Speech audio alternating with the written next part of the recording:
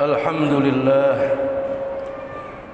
alhamdulillahilladzi anzala as-sakinata fi qulubil mu'minina liyazdadu imanan ma'a imanihim. Ashhadu an la ilaha illallah wahdahu la syarika lah, al-malikul haqqul mubin. Wa ashhadu anna Muhammadan abduhu wa rasuluhu as-sadiqu wa'dil amin. Allahumma salli wa sallim wa azim wa karim wa barik ala hadzal nabiyyil karim sayyidina wa habibina wa syafi'ina wa qurrati a'yunina wa maulana Muhammadin wa ala alihi wa ashabihi wa azwajihi wa dhurriyyatihi wa ahli baitihil kiram min yaumina hadza ila yaumiddin. Amma ba'du, fa ya ibadallah, usikum wa nafsi bitaqwallah. Ittaqullaha haqqa tuqatih wa la tamutunna illa wa antum muslimun. Hadirin ma'asyiral muslimin, jamaah salat Jumat Masjid Jami' Nurul Jihad, para shaimin dan shaimat, mudah-mudahan kita semuanya dalam keadaan berpuasa menunggu nanti malam untuk bersama-sama mengumandangkan takbir sebagai batas akhir waktu untuk melaksanakan puasa dan tarawih. Mudah-mudahan Allah Subhanahu wa taala menerima amal puasa kita, amal tarawih kita, amal tadarus Quran kita, serta amal-amal kebaikan yang lainnya, yang mudah-mudahan itu semua menjadikan Allah ridho kepada kita, sehingga dengan Allah ridho kepada kita maka berbahagialah kita bahwa surga nanti kelak di akhirat sudah dipersiapkan sebagai tempat kembalinya kita. Ma'asyiral muslimin rahimakumullah, perbedaan demi perbedaan bukan baru kali ini saja saudara-saudara. Melaksanakan puasa Ramadan antara 29 sampai ataupun 30 itu selalu seperti itu. Kalau ditanya mana yang terbaik, tentu yang terbaik ulama-ulama yang mengikuti ulil amri, dalam hal ini Kementerian Agama. Yang lain nilainya hanya baik. Kenapa? Mengingat sejarah Hadratus Syekh Kiai Haji Hashim Al-Asy'ari radhiyallahu anhu, ketika seorang menantunya yang ahli hisab, ahli falak,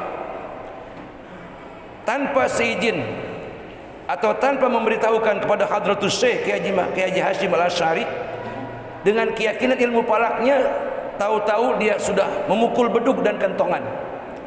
Zaman dahulu itu tandanya bahwa sudah berakhir daripada ibadah puasa ataupun ibadah Ramadan. Kemudian sang mantunya yang ulama besar juga ditegur oleh Kiai Haji Hashim Al-Asy'ari, "Wahai menantuku, kamu ini siapa? Kamu bukan seorang ulil amri. Kita adalah rakyat. Untuk menentukan satu Ramadan, satu Syawal, walaupun sehebat apapun ilmu hisab dan falakmu, jangan pernah kau mengumumkan kepada khalayak ramai. Ini wewenang besar daripada ulil amri alias pemerintah." Itulah saudara-saudara, karena memang menantunya seorang ulama yang memiliki akhlak yang tinggi, akhirnya beliau meminta maaf kepada mertuanya Hadratus Syekh Kiai Haji Hashim Al-Asy'ari, dan dia berkata, "Wahai Romo Kiai, saya tidak akan mengulang kesalahan saya untuk yang kedua kalinya." Itulah ketawaduan seorang ulama yang hebat, yang masyhur untuk menentukan satu Ramadan ataupun satu Syawal, walaupun dia paham ilmu hisab, ilmu falak, tetap mengikuti daripada alur yang diatur oleh Kementerian Agama, oleh Negara Kesatuan Republik Indonesia. Ini yang terbaik saudara-saudara. Hadirin ma'asyiral muslimin wa jumratal mu'minin rahimakumullah. Kemudian kita berharap dengan puasa yang kita kerjakan, dengan tarawih yang kita kerjakan, dengan bacaan Quran yang kita kerjakan, infak, sedekah maupun zakat fitrah, Kiranya itu semua bisa menaikkan nilai-nilai puasa kita ke hadapan Allah Subhanahu wa taala. Dengan menjaga daripada hal-hal yang membatalkan puasa dan yang membatalkan pahala puasa. Karena dalam satu hadis Nabi memberikan isyarat warning. Artinya Nabi mengecam. Apa kata Nabi? Kam min shaimin laisa lahu min siyamihi illal ju'i wal atshi. Berapa banyak dari golongan umatku yang mereka berpuasa, mereka hanya mendapatkan haus dan lapar saja. Adapun pahalanya tidak diberikan Allah Subhanahu wa taala. Nauzubillah. Kalau hal itu terjadi pada kita saudara-saudara, nauzubillah summa nauzubillahi min zalik. 30 hari kita berpuasa, itu semuanya tidak ada nilai di hadapan Allah Subhanahu wa taala. Kenapa? Sebab kita hanya menjaga fisiknya saja, tidak menjaga hati kita, hakikatnya dalam melaksanakan ibadah puasa. Apa? Orang-orang yang tidak memperoleh pahala ataupun kebaikan dari Allah, dia puasa tapi hatinya hasud. Dia puasa sombongnya enggak hilang-hilang. Dia puasa tapi bakhilnya enggak pernah hilang. Dia puasa tapi gibah, namimah, sering membicarakan kejelekan orang juga enggak hilang-hilang. Ini orang-orang yang diancam oleh Nabi. Puasanya tidak bisa mengantarkan dia ke langit. Puasanya tidak bisa mengantarkan dia untuk memperoleh daripada ridha Allah Subhanahu wa taala. Hadirin ma'asyiral muslimin wa jumratal mu'minin rahimakumullah. Diperintahkannya kita puasa karena kasih sayangnya Allah kepada kita. Jadi puasa bagi orang-orang yang beriman, yang dia sadar betul tentang keberadaan hakikat daripada puasa, bukan sebagai hukuman, bukan sebagai penderitaan. Saudara-saudara, kita masih mending saudara-saudara puasanya 12 jam. Di Mekah puasa 14 jam. Di belahan dunia Eropa puasa hampir 24 jam. Saudara-saudara, bayangkan betapa lapar dan hausnya mereka. Kita hanya 12 jam. Dari mulai beduk subuh sampai datang beduk maghrib, selesai. Mudah-mudahan saudara-saudara kita yang belum memahami tentang hakikat nilai-nilai luhur daripada puasa, semoga Allah berikan hidayah kepadanya agar tahun depan mereka bisa berpuasa sebulan penuh insyaallah. Hadirin ma'asyiral muslimin wa jumratal mu'minin. Tujuan daripada puasa agar Allah Subhanahu wa taala agar kita memiliki rasa, 4 rasa. Yang itu semua disebut takwa. Di mana dalam Quran Allah ingatkan kepada kita, Al-Baqarah ayat 183, ya ayyuhallazina amanu kutiba alaikumus syiyam kama kutiba alal ladzina min qablikum la'allakum tattaqun. Wahai hamba-hambaku yang beriman, diwajibkan atas kalian berpuasa sebagaimana puasa telah diwajibkan atas orang-orang sebelum kalian. Tujuan daripada aku memerintahkan puasa agar kalian memiliki 4 rasa. Apa itu?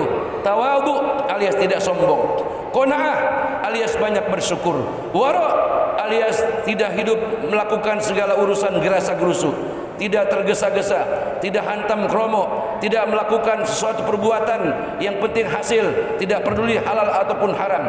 Yang keempat adalah yakin, seyakin-yakinnya tentang keimanan kita, segala ketentuan yang Allah telah undang-undangkan kepada kita. Itulah daripada hakikat puasa. La'allakum tattaqun. Aku perintahkan kata Allah kepada kalian, kalian berpuasa agar kalian menjadi orang-orang yang memiliki jiwa-jiwa takwa. Dan takwa inilah saudara-saudara merupakan tiket utama untuk memperoleh daripada ridha Allah Subhanahu wa taala, yang dapat membaguskan, yang dapat mengharumkan, yang dapat menjadikan diri kita orang-orang yang harum namanya di langit bahkan di bumi. Hadirin ma'asyiral muslimin wa jumratal mu'minin rahimakumullah. Oleh karena itu, sambut Idul Fitri dengan segala kebahagiaan, dengan segala kesenangan, tapi jangan berlebihan. Yang kita harapkan bahwa puasa kita diterima Allah, tarawih kita diterima Allah, zakat, infak, sedekah kita diterima Allah, segala kebaikan-kebaikan kita kepada istri dan keluarga serta masyarakat semuanya diterima Allah Subhanahu wa taala sebagai satu amalan yang ikhlas. Jangan sampai kita mendapatkan satu hal yang tidak mengenakan sebagaimana yang dikatakan Nabi, celaka di antara umatku yang ketika datang Ramadan sampai akhir Ramadan mereka sedikit pun tidak mendapatkan belas kasih dari Allah, mereka sedikit pun tidak mendapatkan rahmat Allah, dan mereka sedikit pun tidak mendapatkan ampunan Allah Subhanahu wa taala. Barakallahu li wa lakum fil Qur'anil azim wa nafa'ani wa iyyakum bima fihi minal ayati wa zikril hakim. wa taqabbala minni wa minkum tilawatahu innahu huwas samiul alim. Aqulu qawli hadza astaghfirullahal azim li wa lakum wa lisairil muslimina wal muslimat wal mu'minina wal mu'minat fastaghfiruhu innahu huwal ghafurur rahim.